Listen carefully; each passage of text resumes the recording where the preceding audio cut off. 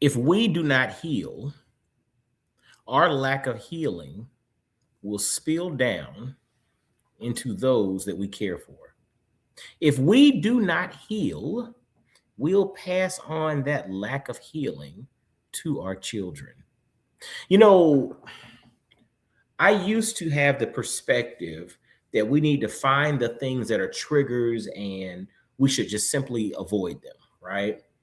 But the more I've been exposed to a lot of different perspectives and a lot of different trainings and, wisdom, I've come to realize that a trigger is only a trigger because I am not healed in that particular area. On the flip side, the moment that you heal from that particular area, then that thing no longer becomes a trigger. We must heal. We must face our fears. We must understand the root to our fears, and we must get to a point in which we can pull that thing up by the roots. We got to face those demons and we got to knock them out. And we have to understand that it's not us, it's the power that's flowing through us that gives us the capacity to face those fears, to face those demons, to get to a point or to a place of actual healing. But I want you to hear this quick clip from this brother, man.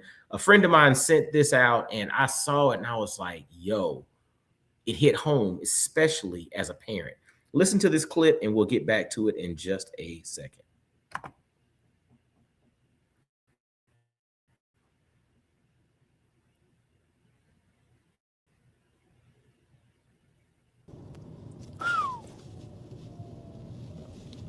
Yikes. That one was sharp.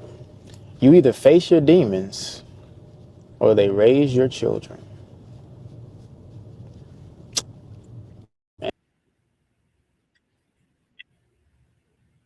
You face your demons or they raise your children. Dude, I'm telling you, when you start thinking about life through the lens of solutions, like actual solutions, that means we can't pitter patter around and slap a band-aid on something. We have to get to a point of pure healing. We got to actually face the thing, identify the thing, and pull the thing up by the roots. Or if you're just like, think about this. When you're cutting the grass continues to grow back every couple of weeks because you're not pulling the grass up by the roots. You're just cutting the top. You're just cutting the top. And by cutting the top, the roots are still there and it continues to sprout. The demons in your life, the issues in your life, the challenges that you face are going to continue to sprout because you've not pulled them up by the roots.